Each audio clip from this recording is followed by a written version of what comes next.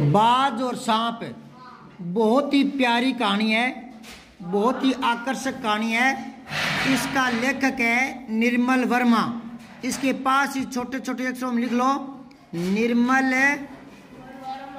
वर्मा, ठीक है। पाठ के लास्ट में भी लिखा हुआ है, ठीक है ना, लेकिन लास्ट में आप गौर ही नहीं करते। ध्यान से देखते रहना। समुद्र के किनारे ऊंचे पर्वत की अंधेरी गुफा में एक सांप रहता था। कहानी को ध्यान से सुनो। कोई समुद्र का किनारा है, लोकेशन समझ में आ गई क्या? पास में नदी है, समुद्र है और पहाड़ है। पहाड़ के खोखले भाग में गुफा में और सांप रहता है। अब कहानी शुरू हो रही है, ध्यान से पढ़ते रहना। इस कहानी में क्या सिद्ध करेगा लास्ट में जाकर, बहुत ही प्यारी कहानी है। इसका अंत बहुत शानदार है, तो सुनो पहले इसको। समुद्र की तूफानी लहरें धूप में चमकती है, झिलमिलाती हैं और दिन भर पर्वत की चट्टानों से टकराती रहती है। समुद्र की जो लहरें आती ना, लहरें कैसे पैदा होती है? हवा से। हवाएं चलती है ना तो पानी में लहरें बनती है और वो लहरें बार बार आ करके क्या है, किनारे पर जो पर्वत है वहां से टकराती है, ठीक है। लहरें यूं लगता है जैसे पानी चल रहा है, लेकिन वो वहीं होता है। कभी आपने तालाब में देखा है? तालाब में बाहर जोहड़ तालाब है, उसमें यूं लगता है जैसे पानी आगे जा रहा है, लेकिन वो किनारा तो वहीं होता है, जाता नहीं है वो केवल लहरें बनती है और उठती है। तो वो लहरें जो है वो पर्वत से टकराती है। अब देखो, पर्वत की अंधेरी घाटियों में एक नदी भी बहती है। वो नदियां बहते हुए लास्ट में समुद्र में मिलती है, तो वहां नदी भी बहती है। अपने रास्ते पर बिखरे पत्थरों को तोड़ती हुई। देखो, नहरें तो मनुष्य निकालता है, बनाता है, मानव निर्मित होती है, और नदियां अपना रास्ता खुद बनाती है। पहाड़ों से नदियां निकलती है ना, तो जहां उसको जगह मिलती है वहां वो नदियां अपनी जगह बना लेती है, अपना रास्ता बना लेती है। तो वो बहती हुई लास्ट में नदियां कहाँ मिल जाती है? समुद्र में। समुद्र नहीं बेटा, नह नहीं आता, दही, हाँ समुद्र। शोर मचाती हुई, क्योंकि वो झरने से पानी गिरता है ना, नदियां बनती है, तो कल कल की आवाज के साथ वो बहती है, ठीक है। तो शोर मचाती हुई यह नदी बड़े जोर से समुद्र की ओर लपकती जाती है, यानी तेजी से आगे बढ़ती है। जिस जगह पर नदी और समुद्र का मिलाप होता है ना, वहां लहरें दूध के झाग सी सफेद दिखाई देती है, क्योंकि नदी तेज से बहती हुई आती है और समुद्र के अंदर जहां गिरती है वहां झाग निकलते हैं। पानी ऐसे डालते हैं तो कई बार झाग बनते हैं ना, ऐसे। अब आगे देखो। अपनी गुफा में बैठा हुआ सांप सब कुछ देखता रहता है। क्या क्या देखता है वो? लहरों का गर्जन, लहरों का शोर, आकाश में छिपती हुई पहाड़ियां, टेढ़ी मेढ़ी बल खाती हुई नदी, नदी की गुस्से से भरी आवाजें। गुस्से से भरी क्यों कहती? क्योंकि वो तेज गति से आवाज करती है ना, तो तेज तो वही बोलता है जो गुस्से में होता है, जो शांत मन का होता है वो तो धीरे बोलता है ना। तो ऐसे ये इसको परिभाषित कर दिया। आगे देखो। वह मन ही मन में खुश होता था। कौन? सांप। क्या देखकर खुश होता था? कि इस गर्जन तर्जन के होते हुए भी वह सुखी और सुरक्षित है। उसको संतोष मिलता था कि मैं बहुत ही आनंदित हूं। कितनी गर्जना है भयंकर, है ना, फिर भी मेरा कुछ भी बिगाड़ नहीं पा रही कोई। ना ही तो समुद्र कुछ बिगाड़ पा रहा है और ना ही नदियां कुछ नहीं बिगाड़ पा रही। मैं मेरा आराम से गुफा में बैठा हूं। तो संतोष था उसको अपनी जिंदगी से। जिंदगी से क्या था? हाँ, कोई उसे दुख नहीं दे सकता। वो कह रहा है, सांप मन में सोच रहा है कि मुझे कोई कष्ट नहीं है। सबसे अलग शांत इलाके में और एक दूर दराज में है, ठीक है ना। हो सकता है भीड़ भड़ाके इलाके में कोई दूसरा जानवर उसे तंग करे, लेकिन वो तो एक अकेला एकांत शांत में है, ठीक है। वह अपनी गुफा का स्वामी है। कहता है, मैं अकेला हूं यहाँ, मुझे कोई भय नहीं है, मैं अपनी जगह का खुद मालिक हूं। न किसी से लेना न किसी से देना।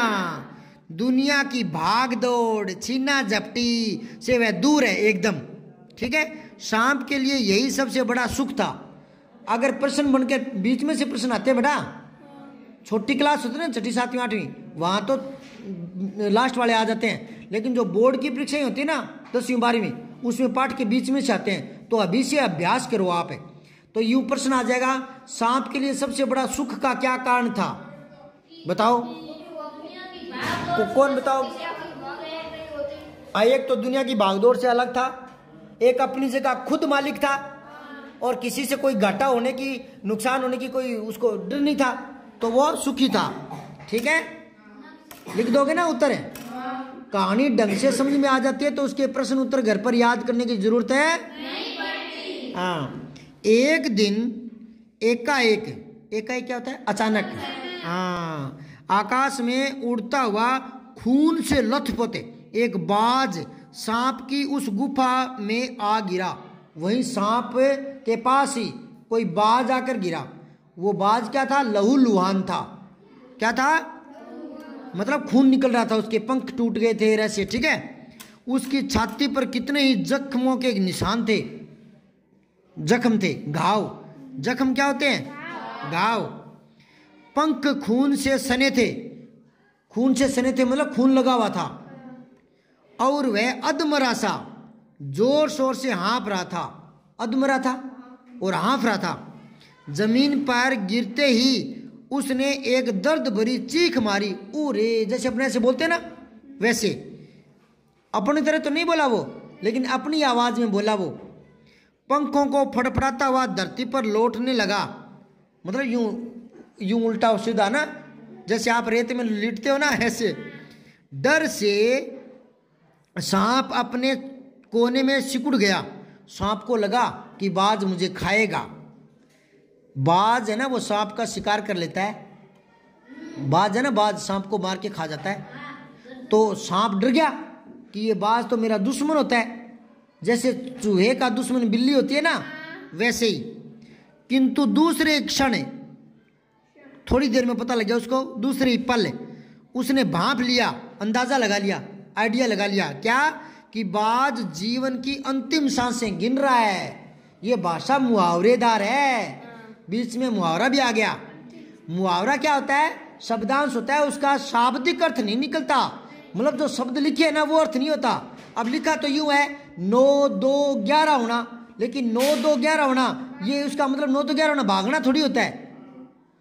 अगर 9 2 11 भागना है तो 9 3 12 वापस आना होता है। तो फिर उनका शाब्दिक अर्थ नहीं होता। ठीक है ना? तो ये है जीवन की अंतिम सांसें गिन रहा था। गिन रहा था क्या वो? सांस, 1 सांस 2 सांस 3 सांस, काउंटिंग कर रहा था। काउंटिंग तो शाब्दिक अर्थ नहीं होता, जो लिखे वो अर्थ नहीं होता, अलग ही अर्थ होता है, लाक्षणिक। ठीक है ना? तो अंतिम सांसें गिनना मतलब मृत्यु के समीप होना। अंतिम सांसें गिनना मतलब मृत्यु के नजदीक होना। ये मुहावरा है। तो आप क्या लिखोगे? भाषा मुहावरेदार है। ये कब काम आते हैं? जब बड़ी क्लासों में 10वीं 12वीं में व्याख्या करते हैं ना, तो कई बच्चों को तो पता नहीं होती व्याख्या में विशेष कैसे लिखते हैं। वो तो तुक्के से लिख देते हैं, भाषा भावपूर्ण है, शैली प्रभावपूर्ण है, ये है वो है ना। भाषा मुहावरेदार, मुहावरा भले ही वाक्य में आए ही नहीं, मुहावरा भले ही उस पद में आए ही ना, ऐसे ही लिख देते हैं। तो जो होता है ना विशेष, वो लिखा जाता है, आइडिया से नहीं होता। और देखो, उससे डरना बेकार है। अब सांप को संतोष हो गया कि मुझे बाज से डरने की कोई आवश्यकता नहीं है, क्योंकि वो खुद मरा हुआ है, मतलब मरने वाला है। ठीक है, वो मुझे क्या मारेगा, वो तो खुद मरने वाला है। यह सोचकर उसकी हिम्मत बंध गई। जो डरा हुआ था ना पहले, वो डर दूर हो गया सांप का कि ये मुझे क्या मारेगा, ये तो खुद अंतिम सांस से गिन रहा है। और वह रेंगता हुआ, सांप रेंगता है, मनुष्य चलता है। समझ गए? जो पेट के बल चलता है, जिसके पांव नहीं होते, उसको बोलते हैं रेंगना। क्या बोलते हैं? रेंगना। हाँ, रेंगना समझ गए क्या? क्या होता है रेंगना? हाँ, जिसके पैर नहीं होते, पैर होते हैं, उसको बोलते हैं चलता है। ठीक है ना? हाँ, हाथी रेंगता है या चलता है? चलता है। और सांप है? रेंगता है। हाँ, ये याद रखा करो। उस घायल पक्षी के पास जा पहुंचा। उस घायल पक्षी, यहाँ उस घायल पक्षी, उस किसके लिए है? बाज के लिए। उसकी तरफ कुछ देर तक देखता रहा। उसको पता है ये घायल है, उड़ नहीं सकता, मुझे खा नहीं सकता, तो एक टक वो देखता रहा कई देर तक कि क्या हो गया, इसके खून कैसे आ रहा है। सांप देख रहा है बाज को। फिर मन ही मन में खुश होता हुआ बोला, क्यों भाई इतनी जल्दी मरने की तैयारी कर ली? मतलब ये तंज कस रहा है, ताना मार रहा है, चिढ़ा रहा है। क्यों चिढ़ा रहा है? क्योंकि इसको पता लगे ये खा तो सकता नहीं, और कमजोर देख कर हर कोई हावी हो जाता है। नहीं तो सांप बोल जाए क्या बाज के आगे? बिल्कुल नहीं बोल सकता। बाज 2 मिनट में उठा ले उसको, लेकिन अब उसको हाँ पटक दे उठा कर, लेकिन उसको पता लग गया कि ये कुछ नहीं कर सकता। अब उसको क्या है, मजाक सूझ गई। क्या?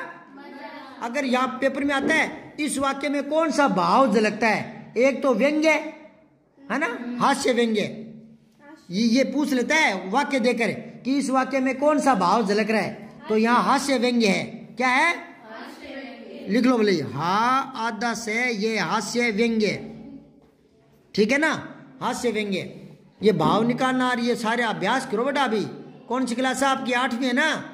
हाँ तो 10वीं तक ट्रेंड हो जाओ आराम से, फिर अपठित गद्यांश पद्यांश आया करेंगे आपके बोर्ड में, है ना।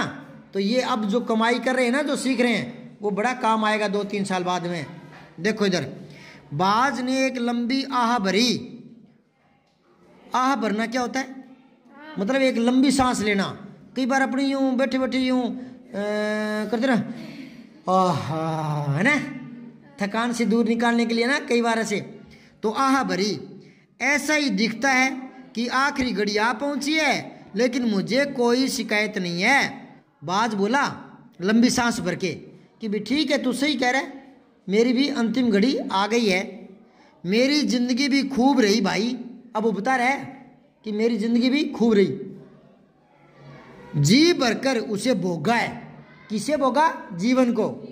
कि मैंने मेरी जिंदगी में खूब आनंद लिया है, जो जिंदगी के मजे थे सारे ले लिए मैंने, तो मुझे जिंदगी से कोई शिकायत है नहीं। अगर जिंदगी में कुछ ख्वाहिशें, कुछ जरूरतें या कुछ मन की इच्छाएं अधूरी रह जाती है ना, तो धोखा होता है। ये कह रहा है मैंने तो अपनी जिंदगी में सब लुत्फ उठाए हैं, सब आनंद उठाए हैं, मुझे जिंदगी का कोई दुख है हाँ। जब तक शरीर में ताकत रही मेरे, कोई सुख ऐसा नहीं बचा जिसे मैंने भोगा न हो। सारे सुख भोगे हैं। कौन कह रहा है ये? बाज। किसको? दूर दूर तक उड़ाने भरी है मैंने। बाज कह रहा है बिल्कुल आकाश की ऊंचाइयां नाप के आ गया मैं। आकाश की ऊंचाइयां, आकाश की असीम, असीम, जिसकी सीमा ना हो। अच्छा, आकाश की कोई सीमा होती है क्या? नहीं होती ना। आप जब देखते हो उधर, जैसे खेतों में देखते हो ना आप, तो लास्ट में वहां जाकर यूं लगता है जैसे वो आकाश धरती पर टिका हुआ है। फिर आप वहां चले जाओ, फिर आगे टिका हुआ मिलेगा, और आकाश धरती पर टिका हुआ नहीं होता ना, बिल्कुल नहीं होता। तो उसको बोलते हैं उनकी कोई सीमा नहीं है, तो बोलते हैं असीम। और एक बात अभी बता दूं, कंपटीशन होता है ना, BSTC, B.Ed वगैरह, फर्स्ट ग्रेड, सेकंड ग्रेड, उसमें कई बार विलोम पूछता है। असीम का विलोम क्या होगा? ससीम। लिख लो ऊपर, से सीम, सीमा सहित, ससीम, से सीम, सीमा सहित। यह असीम, समझ गया? असीम बिना सीमा के, से सीम सीमा सहित, असीम ससीम, विलोम शब्द है ये। आगे देखो, तो आकाश की असीम ऊंचाइयों को अपने पंखों से नाप आया हूं मैं। बोला मैंने पूरा आकाश नापा है। तुम्हारा बड़ा दुर्भाग्य है कि तुम जिंदगी भर आकाश में उड़ने का कभी आनंद नहीं उठा पाओगे। ये ताना मार रहा है, ये व्यंग्य उस पर कर रहा है, बाज सांप पर, कि मैंने तो आकाश देखा है उड़कर, तुमने कभी आकाश नहीं देखा। इस अंधेरी गंदी गुफा में घुसा रहा तुम, है ना। अब आगे देखो, तब सांप बोला आकाश, ये आगे विस्मयबोधक चिन्ह है, आश्चर्यचकित है ना। कह रहे आकाश, आकाश से मुझे क्या वास्ता, मुझे क्या मतलब है आकाश से? यूं कह रहा है वो, आकाश को लेकर क्या चाटूंगा मैं? कह रहे आकाश को क्या मैं चाटूंगा? ये विस्मयबोधक चिन्ह ये ऐसे नहीं आते। जो चिन्ह जिस भाव को लेकर आते हैं उसी भाव में पढ़ते ना, तो वो गद्यांश पद्यांश ज्यादा समझ में आता है। इसको यूं नहीं पढ़ते, सांप बोला आकाश, आकाश को लेकर चाटूंगा, यूं पढ़ते हैं बच्चे। बच्चे कैसे पढ़ते हैं पता है आपको? यूं पढ़ते हैं, सांप बोला आकाश, आकाश को लेकर चाटूंगा मैं। यूं आनंद नहीं आता कहानी का। तो जैसा लिखा है वैसे आनंद लो। वो बोला तुम आकाश में नहीं उड़ पाओगे, तो सांप बोला आकाश, आकाश का क्या करूं मैं? आकाश को लेकर क्या चाटूंगा? आकाश में आखिर रखा ही क्या है? यूं कह रहा है वो, आकाश में आखिर रखा ही क्या है? क्या मैं तुम्हारे आकाश में रेंग सकता हूं? कह रहे मैं रेंग सकता हूं क्या? वहां हवा में कैसे रेंगूंगा? रेंगने के लिए तो धरती चाहिए, मतलब हर एक चीज की अपनी विशेषता होती है, हर एक चीज की अपनी कमियां होती है। आकाश के आनंद क्या है? हवा में उड़ने के, नहीं समझे? और अगर रेंगना हो तो फिर आप आकाश में नहीं रेंग सकते। तो कुछ चीजें ऐसी होती है जिनका एक क्षेत्र में लाभ होता है तो दूसरे क्षेत्र में कमी होती है उसमें ना। तो देखो ना भाई ना, तुम्हारा आकाश तुम्हें ही मुबारक हो, कि तुम्हें ही मुबारक हो, मुझे नहीं चाहिए तुम्हारा आकाश है, मेरे लिए तो ये गुफा ही भली है, ठीक है, मुझे नहीं चाहिए आकाश। इतनी आरामदेह है, मतलब बहुत ही आराम देने वाली और सुरक्षित जगह है ये, और कहाँ होगी ऐसी जगह? और तो ऐसी जगह हो नहीं सकती, ठीक है। सांप मन ही मन बाज की मूर्खता पर हंस रहा था। सांप को हंसी आ रही थी कि कैसी बेतुकी बातें कर रहा है, आकाश के तो आनंद होते हैं हवा में उड़ने के, और देखो उसको तो आनंद लगेंगे ना, लेकिन सांप को थोड़े लगेंगे। पर सांप हंस रहा है बाज पर, बाज की मूर्खता पर, कि मुझे उड़ने से क्या मतलब है, मुझे तो रेंगने के लिए धरती चाहिए। वह सोचने लगा कि आखिर उड़ने और रेंगने के बीच कौन सा भारी अंतर है। सांप ने बाज को कह तो दिया, लेकिन क्या है कि मन में यूं सोच रहा है कि यार वास्तव में कोई फर्क होगा उड़ने में और रेंगने में? कोई तो फर्क है, अंत में तो सबके भाग्य में मरना ही लिखा है। उसी पल उसके दिमाग में आई बात है कि एक दिन मरना सबको है ना, भले वो उड़ने वाला हो भले वो रेंगने वाला हो, अमर तो कोई रहेगा नहीं। शरीर मिट्टी का है, मिट्टी में मिल जाएगा। ये दार्शनिक भाव है। यहाँ ऐसी बातें होती ना, उनको बोलते हैं दार्शनिक बातें, ठीक है, दर्शन शास्त्र से संबंधित है। आगे देखो, अचानक बाज ने अपना झुका हुआ सिर उठाया और उसकी दृष्टि सांप की गुफा के चारों ओर घूमने लगी। वो घायल जरूर था, लेकिन सिर उठाया तो उसको वो गुफा दिख गई। चट्टानों में पड़ी दरारों से पानी गुफा में टपक रहा था। सिलन थी गुफा में, धीरे धीरे पानी चो रहा था तो सिलन थी, और अंधेरे में डूबी गुफा एक भयानक दुर्गंध फैला रही थी। अंदर प्रकाश जाता नहीं, और नमी होती है ना, प्रकाश जाता नहीं, तो वहाँ एक सड़न सी होती है, दुर्गंध आती है, मानो कोई चीज वर्षों से पड़ी पड़ी सड़ गई हो, ऐसा लगा बाज को। बाज के मुंह से एक बड़ी जोर की करुण चीख फूट पड़ी। करुण चीख का क्या मतलब हुआ? जो करुणा पैदा करती है, दया, है ना, ऐसी। अच्छा, दया वाली चीख, करुणा चीख, ऐसी क्यों चीख पड़ी? क्योंकि उसके चोट लगी हुई थी, है ना, ऐसी चीख। ओह काश मैं सिर्फ एक बार आकाश में उड़ पाता। अभी उसकी इच्छा हो रहा है उड़ने की, घायल है, टूटा फूटा है शरीर, है ना, फिर भी उसकी इच्छा क्या है? आकाश में उड़ने की। बाज की ऐसी करुण चीख सुनकर सांप कुछ सिटपटा सा गया। सिटपटा जाना ये भी मुहावरेदार भाषा है।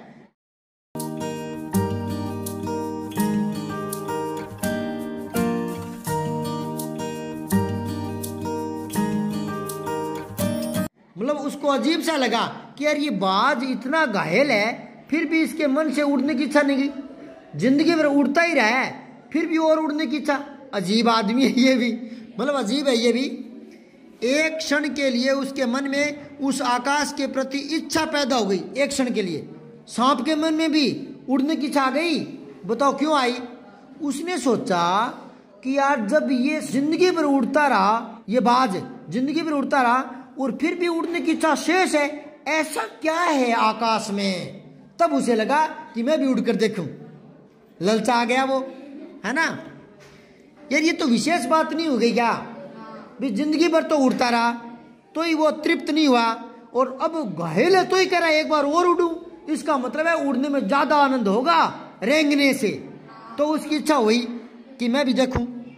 जिसके वियोग में बाज इतना व्याकुल हो रहा है, छटपटा रहा है, उड़ने के वियोग में उड़ नहीं पा रहा है और उड़ने की इच्छा है।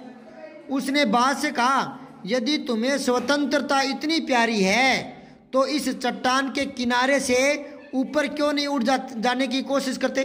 कह रहा है कि घसीट घसीट कर और चट्टान के ऊपर चला जा और वहां से छलांग लगा दे, हवा में आ जाएगा तू, इतनी इच्छा है तो। नहीं समझे क्या? हो सकता है कि तुम्हारे पैरों में अभी इतनी ताकत बाकी हो कि तुम आकाश में उड़ सको। कि तेरे पैर में ताकत है, थोड़ा घसीट फसीट कर ऊपर जा और ऊपर ही ऊपर वाली जो किनारा होता है वहां से छलांग लगा देना, हवा में आ जाएगा।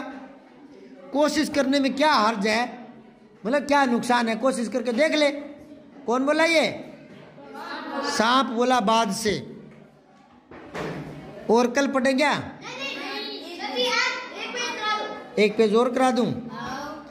बाज में एक नई आशा जग उठी, उसको एक सहारा मिल गया। किसका? बात का। उसको पता लग गया कि हाँ ये बात तो मेरे ध्यान में नहीं आई कि मैं अभी भी थोड़ा सा ऊपर है, मतलब मैं प्रयास करके किनारे पर जा सकता हूँ, ऊंचे किनारे पर, और वहां से छलांग लगा सकता हूँ। ये बात पहले दिमाग में नहीं आई, तो उसको थोड़ी सी आशा जगी।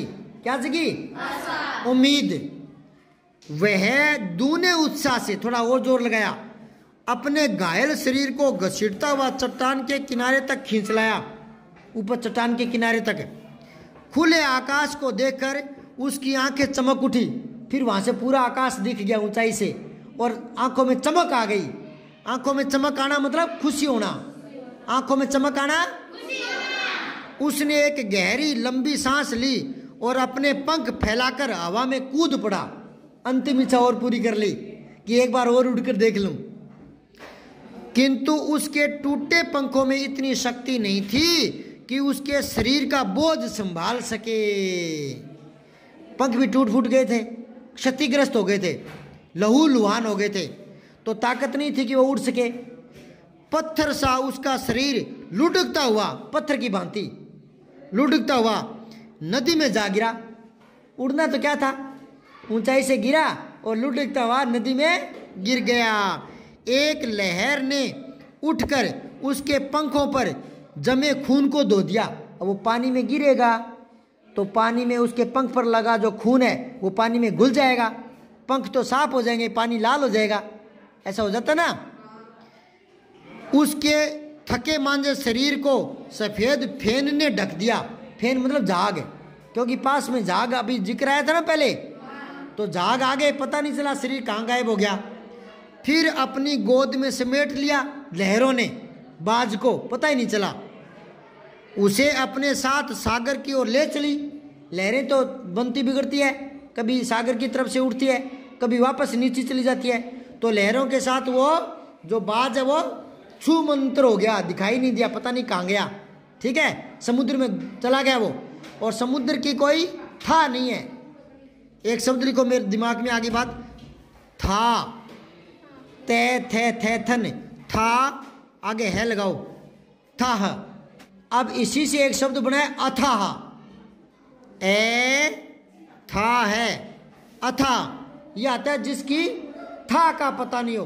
था होता है गहराई, तो समुद्र अथा होता है। अथा समुद्र क्या होता है? क्योंकि समुद्र की गहराई का पता, हाँ, अथा सागर बोलते हैं, अथा सागर। यह शब्द आपके लिए नया होगा, लेकिन आगे पढ़ोगे तब ये नया शब्द आएगा, तब आपको याद आएगी कि हाँ गुरुजी ने बताया था। अथाह सागर। अथाह क्या होता है? जिसकी था का पता नहीं हो, जिसकी गहराई का पता नहीं हो। ठीक है ना, कई बार आता है जिसकी गहराई का पता नहीं हो। एक शब्द लिखो अथाह, वाक्यांश के लिए एक शब्द। जो ईश्वर को नहीं मानता नास्तिक, जो ईश्वर को मानता है आस्तिक, और जिसकी गहराई का पता नहीं हो अथाह।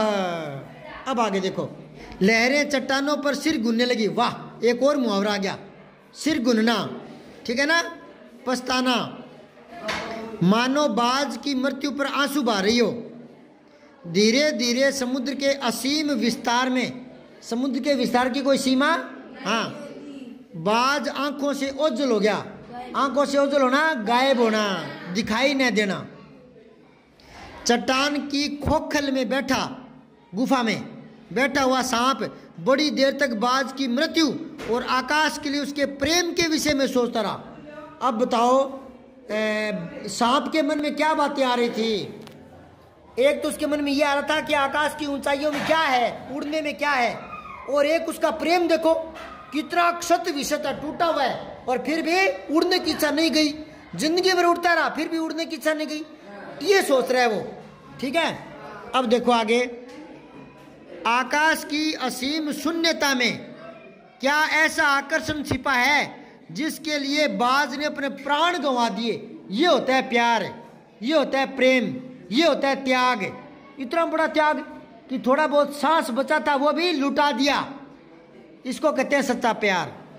प्यार में, चाहत में अपना स्वार्थ नहीं देखा जाता। जिसे हम प्यार करते हैं उसका स्वार्थ देखा जाता है, अपना नहीं। नहीं समझे क्या? अगर आप अपनी मम्मी से प्रेम करते हो तो इसलिए नहीं कि मम्मी आपके लिए चूरमा चूर के देती है या खीर बना के देती है, ऐसे नहीं।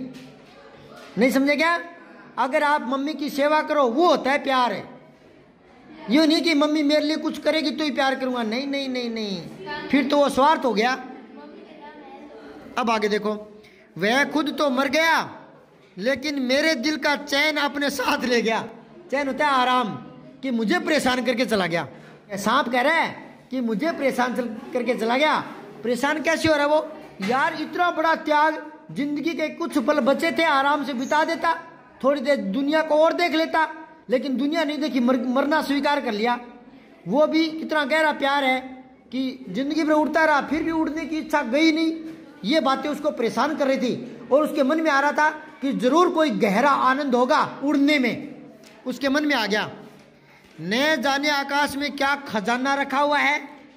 एक बार तो मैं भी वहां जाकर उसके रहस्य का पता लगाऊंगा। मन में आ गई कि मैं भी उड़ के देखूंगा, चाहे कुछ देर के लिए ही हो, एक बार तो देखूंगा उड़ करके, भले ही 5 मिनट उड़ूं, है ना। कम से कम उस आकाश का स्वाद तो चख लूं, उस आकाश का स्वाद तो। यह कहकर सांप ने अपने शरीर को सिकोड़ा और आगे रेंग कर अपने को आकाश की शून्यता में छोड़ दिया। उस पहाड़ी से हवा में छलांग लगा दी। धूप में क्षण भर के लिए सांप का शरीर बिजली की तरह चमका। एक बार तो धूप से चमक सी दिखी, वो लंबी लकीर सी दिखी। सांप का शरीर लंबा होता है ना, वो धूप में दिखी।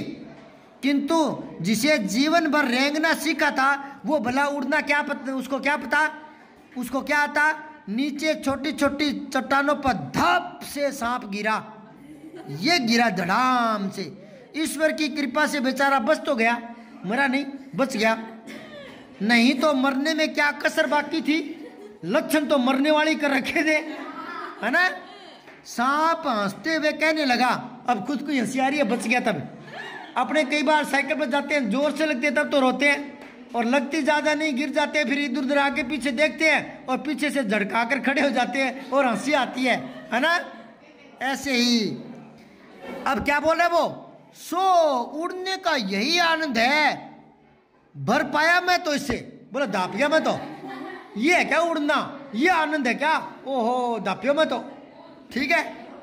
पक्षी भी कितने मूर्ख हैं। अब बोला है हाँ, कह रहा है कि पक्षी भी कितने मूर्ख हैं, धरती के सुख से अनजान रहकर आकाश की ऊंचाइयों को नापना चाहते हैं। कि कितने मूर्ख है पक्षी। धरती पर कितना कुछ है, सब कुछ तो धरती पे मिलता है, आकाश में क्या मिलता है, तो भी ना आकाश से प्यार करते हैं। ये भगवान ऐसे ही होते हैं मूर्ख। सांप कह रहा है, ये मन में सोच रहा है, किंतु अब मैंने जान लिया कि आकाश में कुछ नहीं रखा। पता लग गया कि मैंने तो जिंदगी का सार निकाल लिया, आकाश में कुछ नहीं है। मैं तो पढ़ा धड़ाम से। अब पढ़ेंगे कल, और कल इसका सार निकालेंगे। कहानी का मजेदार कहानी है, थोड़ी सी हो रह गई।